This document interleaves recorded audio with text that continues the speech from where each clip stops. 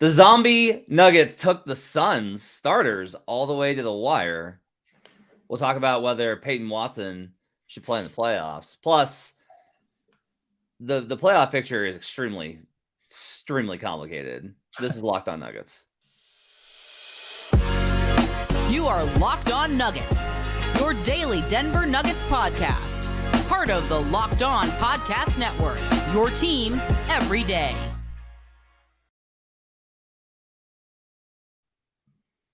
Welcome to Locked On Nuggets, your daily Denver Nuggets podcast, part of the Locked On Network, your team every day. Thanks for making this your first listen. We appreciate you guys joining us on whatever platform you choose, whether you're on Apple Podcasts, Spotify, or YouTube, where you can join the show, hang out in the comment section with folks like Eggshin and Zamora hanging out with us, Josh Winninger, Mahalo, Big Honey, lots of folks hanging out with us in the chat comment section. Just click on the old subscribe button, hit the likes, and then turn on the notifications, and you can join the show with us live. My name is Matt Moore. I'm the senior NBA writer for the Action Network. His name is Adam Mares. He's director of content for DNVR. Check out the pre and post game show before every Nuggets game and after every Nuggets game over at DNVR. And check out the DNVR bar. It's the best place for you to watch any Colorado sports game that could possibly exist. Adam, this is it.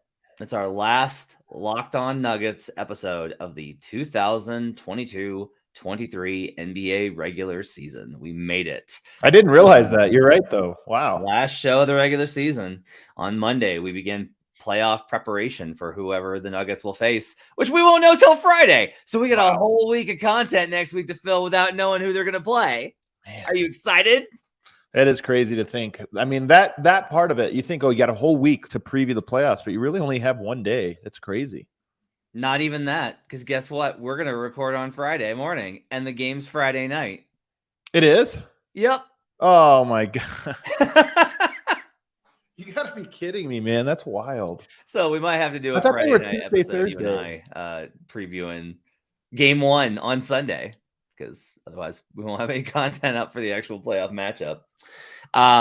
On today's show, we're going to talk about the win over the Sun, or the moral victory over the Suns. We're going to talk about the role of Peyton Watson and whether or not he should play in the postseason. And finally, we'll get to the playoff picture. I'll roll through a lot of the scenarios. Adam asked me, like, isn't the playoff picture mostly set? And I was like, no, that's not a thing. And I started to word vomit into his ear for about 4 minutes. And he was like, just save it for the show. Just save it. Let's start with the game last night. So the Phoenix Suns play their starters. The Nuggets rest all 5 of their starters. Good decision, I feel, by the Nuggets. That was a very sound decision, given the starters are the most banged up and you need to get them healthy. So the Nuggets rest starters. The Suns play everybody, and yet Nuggets hung throughout that entire game. Now, you and I have oftentimes talked about this, about how motivation waxes and wanes, and that a lot of this is every team has these letdown kind of type of spots, and the Nuggets almost gave the Suns one. You and I do not think that, like, the Suns it shows how unserious the Suns are, that they're vulnerable, or that they're not a tough matchup for Denver. The bench guys played really well. Give credit to the Nuggets bench. They played really great. I love that Michael Malone was, like, annoyed after the game. They didn't win that game. They had a lot of opportunities to win it late. Would have been a really good feel-good win. But guys kind of show you that there are guys on this team that can contribute, and that not every game is going to look like the Pelicans game without Jokic.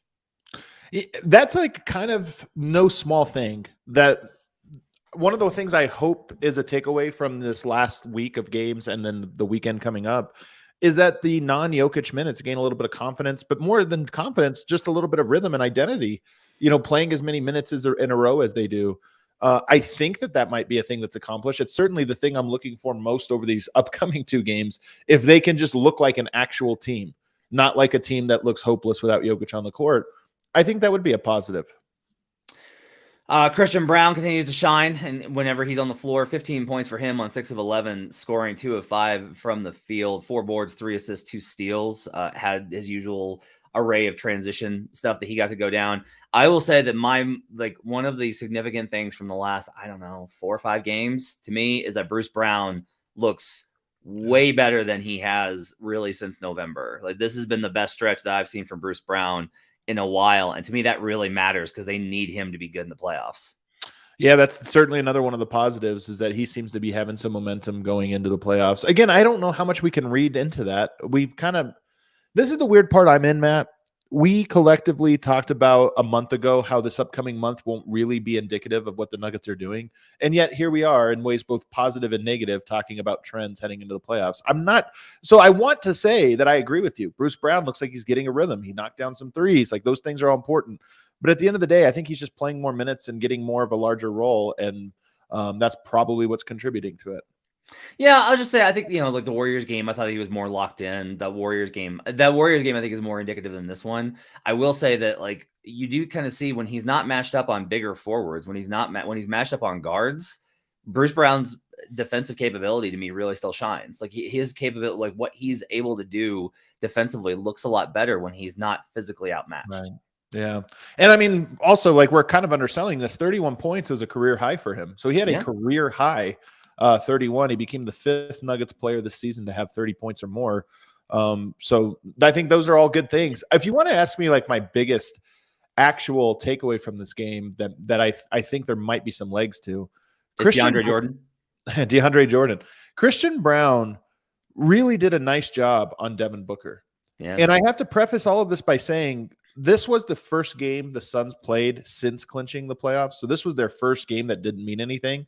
And I think that was probably the number one contributor of why this game was so close. They certainly didn't play like they were locked in. But Christian Braun just did such a good job. He has the physicality, the length, the size, and the discipline to guard a Booker. Booker uses a lot of fakes, a lot of pump fakes, a lot of footwork, a lot of different things. And Christian Braun just never gets caught on those. He always is like down and ready to contest. And if you play a series against the Phoenix Suns, I do agree that I think it's a really tough matchup. But I'm curious how much Christian Braun would play per game in that series because I think would be pretty needed. I totally agree with you. So here's the thing. The conversation around Christian, this is all a failure of mine. Like I am owning my failures, right? Is that like I would make jokes on Twitter about like, well, if you just play Christian Braun 48 minutes, they win. Here's like an important like thing to note. I can't nitpick his game. He should be one of your guys. I feel like you drew a line in the sand early for some reason, but he's a Matt Moore guy. Oh, I also said consistently and tried to reiterate like he should play. He's good because he's a Matt Moore guy. Like there is nothing about him that is not like he makes so you talked about this with like staying down. He makes so few mistakes for a rookie. Like there's like a handful of defenders that I remember being this good at not making defensive mistakes this early. There's such especially considering, I'll say this, like rookies get bad whistles. Like they're always going to get bad whistles. That's one of the issues with playing him is he's never going to get the benefit of a doubt. Especially against the guys we're talking about. Yeah. It's like, I mean, he might guard a Chris Paul. He might guard a Kevin Durant for a bit. He's going to get a tough whistle in the playoffs. So, but at the same time, like, there's nothing with Christian's game where it's like and from the moment that I first talked to him in the locker room this season, I came away like that guy's going to be like, I went back into the media room after talking to him in the locker room the first time this season and was like, that kid's going to play in the league 11 years. Like his mentality, his approach, everything. It's really positive. Let's talk about Peyton in this game in particular, and we'll transition that into the next segment. What did you see from Peyton Watson last night? Another really impactful defensive performance, I thought. It wasn't as good as his best game, but it was still a really good one. And I think the biggest thing to me is you start to stack multiple defenders. Like Denver has KCP and Aaron Gordon in their starting lineup, and they make an impact for sure. I mean, the Denver starting lineup has been pretty decent defensively. You put three of them in Brown, and Watson on the court, and you really see what havoc you can create. And I think that's what stood out to me so much was that Peyton was one of the guys.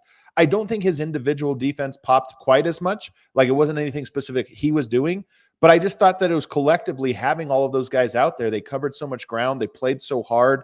And they just made a huge impact on defense. And then as we watch more and more of him, we get to see more of his skill set. He's very good in the open court. He's a very good open court playmaker and finisher, and that's kind of an exciting offensive skill set. On the other side, we'll talk about whether or not Peyton Watson needs to, should not, or will play in the postseason. And then later on in the show, we'll get to the playoff picture. But right now, I need to tell you, about our Nissan Most Electric Player of the Week, brought to you by the all-new electric 2023 Nissan Ariya. This player embodies being electric, brilliantly fierce, fiercely elegant, stunningly powerful, elegantly powerful. All of those things combined for the perfect SUV crossover. Adam, I have two choices for you. It's going to have to be Christian or Peyton Watson. Which one do you want to give it to? I thought you were going to say Bruce or Peyton. So since we both have Peyton, let's give it to Peyton Watson. Peyton Watson is your Nissan Most Electric Player of the Week. He showed that combination of athleticism, strength, speed, athleticism, defense, mindset, all those types of things combining in the same way that the 2023 Nissan Ariya packs pinion-to-your seat power and premium intelligence all in one electric vehicle. The all-new, all-electric 2023 Nissan Ariya, the EV for people who love to drive. Shop now at nissanusa.com. We'll be right back on Locked On Nuggets.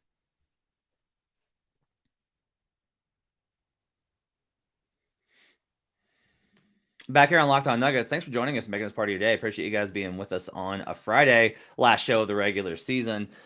So let's talk a little bit more about Peyton Watson, Adam.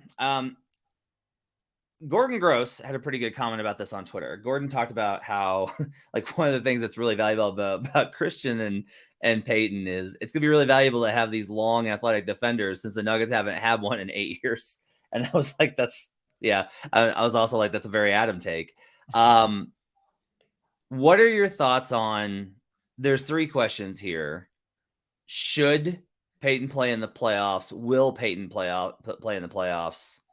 I guess there's two, should and would. I think we both kind of agree probably not, that putting him in that situation is difficult. I don't know if I can believe Malone will trust him in that situation. What's the scenario where Malone calls his number to playoffs? Like, build me the scenario.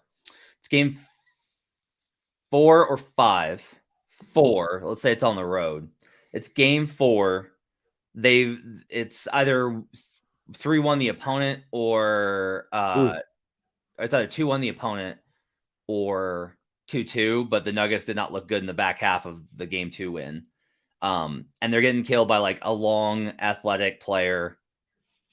One of these wings that just KCP isn't big enough. Bruce isn't big enough. NAG's in either foul trouble or fatigue, and they just need a different look at him to try and slow him down with some athleticism that they're getting also probably bodied a little bit. That's the situation where it would be kind of like, okay, you're out of kind of guys. Christian has another assignment, right? It's a team with 2 wings where Christian's got to play off the bench. Is that a spot where Peyton gives them something that he believes Jeff Green or Zeke, I guess, since hearing Zeke's back, can give them? So I agree with you that that's the scenario. Oh man, I'm trying to put in here. The thing that's weird about it for me is in the playoffs, we agree that one of Murray or Jokic will be on the court at all times, right? It'd be pretty shocking for one of those guys to be off. Peyton has not played with Jokic this season, 0 minutes, and he's played just 20 minutes with Jamal Murray.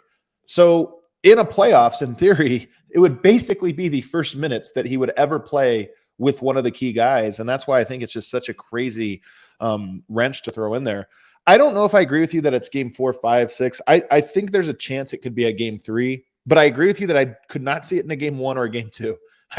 You have to get to a point where you're starting to make something happen. Even game 3, I think, is highly unlikely, but that's the earliest I could see Malone kind of doing something so outside the box.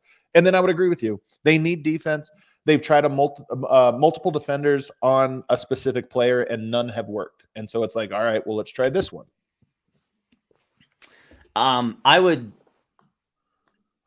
This kind of is a different, this is like a tangential discussion. There are 2 types of coaching adjustments, which are we have this option to go to if we feel like we're losing this matchup. Let's go to this. That's like a pre-planned, pre-executed, schematic, right, purposeful decision. Taylor Jenkins. Steven Adams gets killed in drop coverage in game 1 last year versus the Grizzlies. So he yanks Steven Adams for game 2. And it's just like, you're not going to play this series. That's like, that's the usual answer, is like, we're going small because we're losing whatever this battle is versus the guards. The other one really is we got to try something. Let's see how this looks. That's a Terry Stotts adjustment. And to be honest with you, I think Terry Stotts was a great coach in the NBA. Like, I think Stotts deserves another shot. Stotts was great with Portland. He did a really great job there. Yeah. Stotts was a really bad playoff coach. His record, both against the spread and straight up and like versus expectation, very poor. And you saw in that series versus the Nuggets, like, I always go back to this. He really did. Like, Myers Leonard hadn't played almost at all. Evan Turner hadn't played almost at all. And he threw those guys out there, not from they can bring something different, but just like we're getting our ass kicked. Let's try this. Right. And coaches do that. Like, Ty Lue has done that before. I forget who, but he's done that before. Like, I wouldn't be surprised if he did that with Bones. Like, Bones isn't necessarily in the playoff rotation, and then suddenly is like, we need a spark, and then Bones goes out and scores 15. So there's like all these there are those two different types of rotations or adjustments. I think Peyton Watson is much more the latter. And I personally have not seen Malone go to let's try this. Everyone's kind of cited PJ Dozier. PJ was always kind of his, like, if I need a long defender to go in and cause and disrupt some things a little bit, the following year he was. So I had to look it up. He played 412 minutes in the bubble year. And then he played. Peyton Watson's at 143. So that's roughly 1/3 the minutes that even PJ Dozier played. So I think even that you're looking at a smaller sample size and a tougher one. And then on top of that, Denver probably just a little bit, man, it's weird to say deeper, but I mean, they got their 5 guys at least that they know are their top 5 guys. They have bench guys that I think they know are their bench guys. So I don't know. I would have a hard time seeing it. But what I'll say, Matt, is to me, this represents something of a failure of Michael Malone this year, albeit a small one. This is not the most important thing in the world, that decision he had to make. But I think with how he's played over this stretch, I do wish he had 400 minutes under his belt throughout the course of the season. When we had minutes where Davon Reed was playing, Davon started. We had games where Davon started. I just think you could look at that and say, what do we need on this roster? We need length and defense, and just found an extra 100, 200 minutes along the way that he picked up. And I think this question would be a little bit easier. As it is, 143 minutes, it's just going to be so hard. And it's probably the right, like, honestly, us saying this, if you told me Peyton Watson plays game 4 of the first round, would you guess that those minutes went, knowing no other context, did those minutes go well or poorly? Poorly. That's what I would guess too. Like, I mean, you just have to default to, hey, we don't know, man. He's still very out of control offensively in a lot of situations. For sure. And that can be very costly. Like, that leads to mistakes, that leads to turnovers, which go the other way, which Denver can't afford. I don't agree on he should have played more. I just don't. I look at where he was in summer league and how we saw him in preseason. And I just, like, he was so far away. I think they needed to get him. I think he needed to take a growth curve. He went to the G League and he did it. And then he was able to come in and contribute. He was ready, and the Nuggets gave him a chance. I think the curve has been appropriate, but I think it's a thing where we can just, like, I think the reason we disagree with it is the Nuggets, to me, are in this transitionary period from the Tim Conley team to the Calvin Booth one. And Calvin has clearly added length and defense. And that's just where I would say, hey, that's what we have to, if you buy into that strategy, that's what you need. So playing some of these more offensive minded guys when you had all these injuries, to me, is why there was no scenario, I don't think, this year where the Nuggets were going to need what Davon Reed provided the team. So if you just take his minutes and hand him off to a Peyton, I think it would have made sense. Again, it's a small thing, but to me, that's what it is.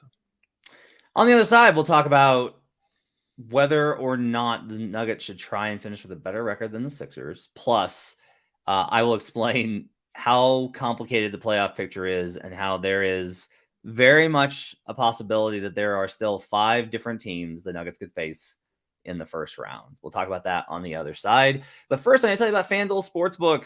The NBA playoffs are almost here, and it's the perfect time to download FanDuel, America's #1 sportsbook. New customers get a no-sweat first bet up to $1,000. That's bonus bets back if your first bet doesn't win. Just download the FanDuel Sportsbook app. It's safe, secure, and super easy to use. You can bet on everything from the money line to point scorers scored and threes drained. FanDuel even lets you combine your bets for a chance at a bigger payout with the same game parlay. My favorite playoff bets are the series spread win lines. So you take a team to either win by more than a certain number or less than a certain number of wins. So like -1.5 as a team wins in 6 or fewer games, and then plus 2.5 as it goes like into a longer series that a team can compete or even outright win. Those have been really good for me through the years. Don't miss the chance to get your no sweat first bet up to $1,000 in bonus bets when you go to FanDuel.com/lockedon. That's FanDuel.com/lockedon to learn more. Make every moment more with FanDuel, an official sports betting partner of the NBA. We'll be right back on Locked On Nuggets.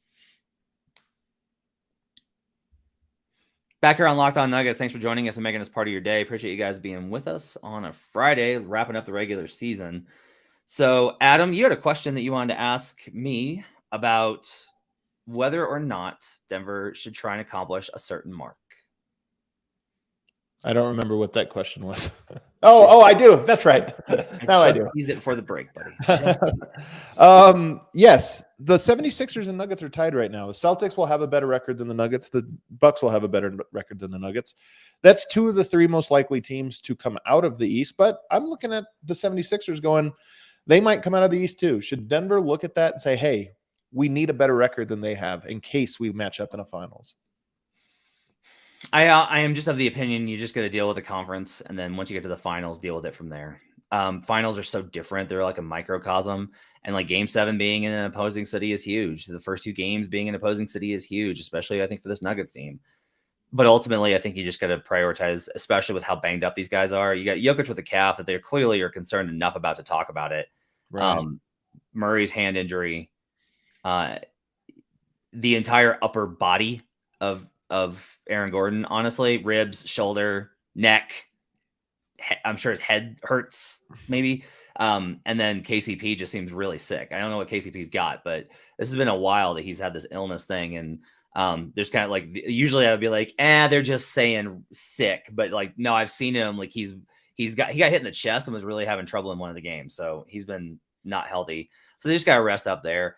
The reason, honestly, I would do it though, I think the best outcome, just to wrap up the MVP stuff, is for them to kind of like be like, you can have your MVP award you want so badly, just so everybody knows Jokic has been more impactful.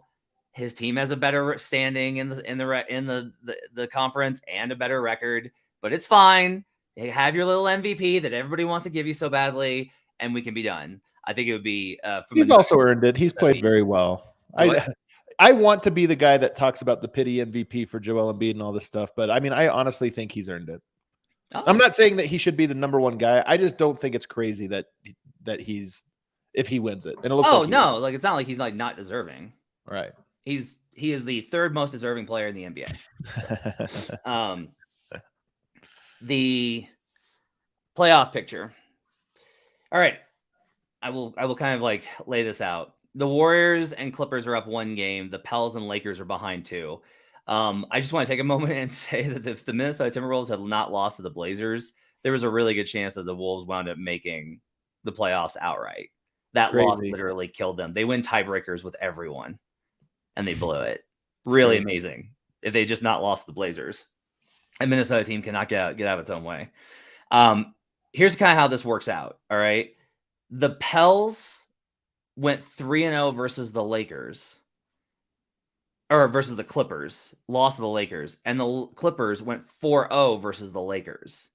So here's where this kind of gets interesting. The Warriors lose all of these tiebreakers, all of them. So if the Warriors lose one game, it is very likely that they wind up in the play-in tournament. If the Warriors win out and the Clippers lose one, and the Lakers and Pelicans win out, it's going to wind up actually Pels in 6, Lakers, Clippers 7-8. So that's like a good example of how this could go. There are still scenarios, obviously, where the 9-10 winner can still get into the 8th spot, right? So there's still a chance that the Nuggets could face the Wolves or the Thunder. The team that the team the Nuggets are least likely to face in the first round is the Los Angeles Clippers. Yeah. That's the team they are least likely to face because the Clippers have tiebreaker over the Warriors. There are scenarios, like I mentioned, where they do lose 3-way tiebreakers. There's a lot of those. The team that the Nuggets are probably second least likely to face in the first round has got to be the Golden State Warriors because they're one game up and they face the Kings who are resting everybody tonight. It is a road game, though. And I simply refuse to put a low enough bar on any Warriors road game. Anything is possible when it comes to the Warriors on the road. It's going to come down to, I don't know. Do you think the Thunder can go on the road to Minnesota and win a play-in tournament game? Yes. Okay. Do you think the Thunder can then go on the road and beat either the Pelicans, the Lakers, or the Warriors or Clippers? Pelicans, yes. Lakers, even, yes. So I'd say yes. I'm not counting on it, but you asked if it's possible, and I think it's all possible. It's not very likely. Who do you think is the most likely team that they're going to face? I mean, that's your area of expertise, but it certainly feels like it's going to be the Timberwolves or Pelicans. Interesting. I mean, just because I'm looking at it feels like Pelicans, Timberwolves, Thunder will likely be the bottom. And by the way, last game of the season, Pelicans versus Timberwolves, which is kind of great in Minnesota. So that might be a play-in game for a certain advantage or whatever. So kind of an interesting one right there. I think it'll be one of those three. I just would be shocked if the Lakers or Warriors or whatever lose. Whoever's in that play-in, I just would be shocked if those teams win a home game in the play-in. It would be kind of funny. Kind of a good way to think about this is that the Lakers need to win what? They need to win 3 of 4 to make sure that they don't face Denver. Right. That's a good way to think about it. You mentioned the Wolves-Pelicans kind of side of this. I'll talk about that real briefly. So if the Wolves win on Saturday night versus the Spurs, which you would think they should, but again, they lost to Portland. But if they beat the Spurs, the Wolves control destiny for the 8, because if they beat the Pels on Sunday, they will tie them and clinch tiebreaker in that game. It's 1-1 Wolves-Pels. And that's why that game's on national television, because it's clearly the most important game of the playoff. Oh, no, wait. The Lakers are playing the Jazz because we just got to put the Lakers on there. So, because this league is a bunch of cowards. That's what we're doing. So anyway, if the Wolves win out, they're the 8 is a good way to think about this. So why is the 8 versus 9 matter? You get 2 cracks at it and you get home court in that second game if you lose the first one. Yep. Now, I also think that the Wolves, if they do win out and they get the 8, I think they can absolutely go into LA and beat the Lakers. I'll just say that. Like that would not shock me. Like the Wolves are good. And it's funny that it would be Vanderbilt, Beasley, against the Lakers team. Like there just would be some interesting D'Angelo Russell. There would be some interesting hatred there. I have a question for you. If it's Lakers Wolves in the 7-8, who are you rooting for? Man, I mean the Wolves. There's nobody I hate more than the Lakers. But that's the thing. If it's the 7-8. Oh, I see. Oh. I mean, you have to go Lakers because you have to have to go Lakers. They're just a little scarier. I will say, I think Minnesota is a sneaky, weird matchup. Like you've been on this for a while. Like the 2 teams you were most. Denver should win. Let me ask you this, because I don't know if we take the Warriors for granted or not. Are you more worried about the Warriors or the Wolves? This is how messed up I am, Matt. I'm more worried about the Wolves, even though they're the easier team. The narrative is worse. Like it's almost in a weird way, the stakes are the worst.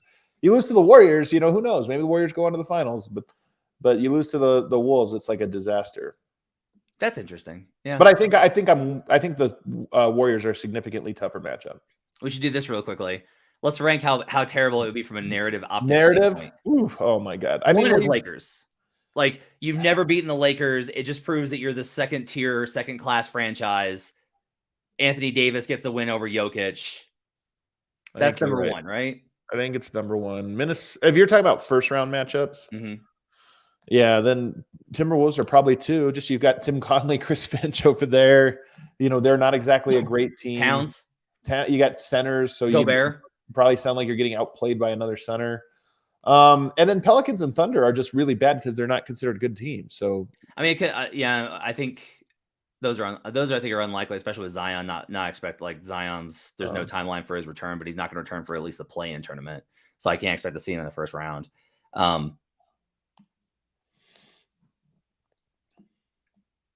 What would losing to the Clippers look like? I mean, again, it just depends on what the Clippers go on to do at that point. I think it's one of those ones where if it happens, you sit there and go like, okay, is this team actually good now?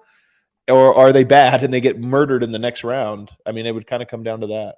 Kane Srbljanovic says, wow, low confidence vibe is strong. Honestly, you know what's funny is we keep talking about these, but my confidence isn't all that low. I actually think the Nuggets are going to win. Even if they play the Lakers, I think they beat them. So it's just more of the disaster, the low end side of it, if you want to dwell on those sorts of things. But look, Denver, we haven't seen them look very good over the last couple of weeks. I don't think it necessarily matters. But if you told me every team's best, Lakers, Pelicans, Thunder, Timberwolves, Clippers, like Denver's best is better. And so at the end of the day, you just got to play your best and assure you win. I agree with that. Oh, I forgot about the Bones factor with the Clippers. You asked about that. Yeah, if it was because of Bones, it looks really bad on Malone. If Bones is a contributor like he was last night. I want to ask that question. This has been framed as a Malone versus Bones thing. Like, my feeling is that this became the veterans versus Bones thing. I mean, here's the thing, Matt.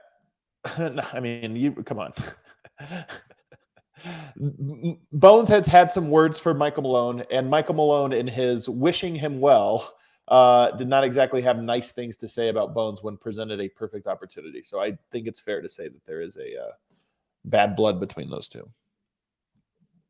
Okay. Interesting. You disagree with that? Michael Malone knows how to play he's a great player and it didn't work out. Like, he knows how to play that game. He was asked about Bones Highland and he said, I wish him well. Wish that kid well. Yeah. I wish that, like it was very and he said it in a very dismissive Yeah, I think I'm just like, more refuting the idea that the conflict the idea from the outside is that the conflict internally was entirely Malone versus Bones, and I don't it's not for sure. I don't feel that that's an accurate representation. No, of course there are a lot of the veteran players grew tired of Bones. I mean, it was that as much as anything. But I'm saying in the matchup there, if Bones went off to win a pivotal game 5, like I have a feeling that he would most be trying to clown or he would turn around and like look at Malone. Like and that's all I mean. I don't know that he would look at Nikola. I don't know that he would look at KCP. I think he would look at Michael Malone. Fair to it. Yeah, that's totally a fair point. You're right about all the public stuff. Okay. All right. So anyway, the Suns are locked in 4. If the Nuggets advance and the Suns advance, they'll face each other in a second round series. Grizzlies and Kings, if they both advance, will face each other in a second round series. I have a Kings stat for you that may surprise you. Okay. So we talked a lot about the East, about the road splits for all these teams. Nuggets are currently 500 on the road. By the way, they need to win versus the Jazz to ensure that they have a 500 road record. No, they're 19 and 21. They have nothing they can do. Oh. Yikes. They can be 20 and 21. Yikes. Forgot about that Rockets loss, man. So there's been all this conversation about home road splits, and the big knock on the Kings is their defense, understandably, because their overall rank is terrible. If I told you the Kings the Kings have the best road record in the West, that's been talked about. If I told you that and I asked you why, what would you think is the reason why the Kings are better on the road? I don't know. The Kings at home have the league's best offense and the 29th ranked defense in the NBA. On the road, amongst all road teams this season, the Sacramento Kings have the second best offense and the 8th best defense in the NBA. They are a better road defensive team than they are at home, and they are better relative to the rest of the league. Yeah. That's crazy to me that the Kings are the 8th best road defense in the NBA. I would have thought it was like 15 and 25. I'm rooting for the Kings. Yeah, you got to. I think they're just another one of those teams that everybody kind of counts out. And I mean, if they get a Lakers, there's obviously, just like there is Denver Lakers, there's a lot of Kings Lakers history there. And, I'm sure for them that would be a stressful series as well, but I'm rooting for them. What are the series you most want to see in the West? What matchups do you think are the most compelling? Clippers Suns is one I really want to see. Is that more interesting than Warriors Suns to you? Yes. Why? The Clippers if Kawhi doesn't get hurt in 2021, the Clippers go to the finals. They match up so well with them to the point where I honestly kind of wonder if they match up better with them than Golden State does at this point, because Golden State's lost so much depth that that takes away a big advantage of where Golden State was 2 years ago in that match, 2 years ago in that matchup. That's true. The depth part would be huge. Yeah. And so like, that's part of the factor there. It's not that like, I don't think the Warriors are live versus the Suns. I think they are, but I like the Clippers matchup more. I'd actually, truth be told, I kind of like to see Warriors Lakers just from a Death Star type thing. Like it would probably result in the Lakers winning because that's how the NBA, I made this comment when I wrote an article the other day. The arc of NBA history bends towards the Lakers, and that's just like the reality. But if the Kings in their first playoff appearance in 17 years knocked out LeBron James and the Lakers in round 1, it would be an incredible moment in franchise history. So that would be really interesting from a tactical perspective. Warriors Grizzlies to me is always really fascinating. Grizzlies match up very well with them, and everyone kind of like gets back there. So like, well, they beat them, and I was like, yeah, they beat them because like they lost a coin flip in the first game. If you remember, like Ja missed a game winner or turned the ball over. I forget what happened, and then Ja got hurt in game 5. The Warriors were going to win that series because they were better, but like that series went long already with Ja getting hurt and a coin flip. That series probably goes long. That's a very good tactical matchup between those two teams. What about Memphis, Minnesota? Run it back of last year. I don't know because the big advantage for Minnesota last year was how they play pick and roll coverage at the level versus drop. And with Rudy, all that changes. Like I think Minnesota is easier for Memphis with Rudy, which I've actually been very big on Rudy this year. Like when I've watched him, he's played better than I've seen him play in several seasons on both ends of the floor. And this Wolves team has trusted him with the ball in a way Utah did not. And he's actually done well. Like I've actually been like, Rudy's played really good this year. But I do think the tactical X's and O's strategy stuff leans a little bit more towards Memphis compared to last year's matchup. I'd like to see the other one. I think I would kind of like to see is Clippers Memphis would be really fascinating, just from like Kawhi versus like, would you put Jaren on him, right? Like, how do you approach that series, the 3-point stuff in that series? The most interesting and fun Denver series would probably be Nuggets Kings. That's a conference finals. That would be a lot of fun, but no one will want to watch it. So I'd love it. That's what I would love the most about it is how poorly rated it would be. Unbelievable. Rooting against the ratings. Okay. Well, that's been our show. That's our last show of the regular season. On Monday, we'll talk about the play-in tournament, how that looks, what the possibilities are for Denver. We'll start covering the possibility of these outcomes. We'll take a look at what the Nuggets need to work on next week and their week off before their first playoff game on Sunday. We'll talk about the timing of that game and everything else. We'll start covering the playoffs on Monday. Until then, make sure to rate, review, and subscribe. Give us those 5-star reviews on Apple Podcasts. If you're a longtime listener and you hear that always and just haven't done it, go back and do it. Just help us out for a little bit. Every little bit helps. This is our time to eat. This is when we make our bread. Help us out. Make sure to follow Adam on Twitter at Adam_Mares. Check out all the great work at DNVR. We'll see you guys again on Monday for the first playoff edition of the season here on Locked On Nuggets.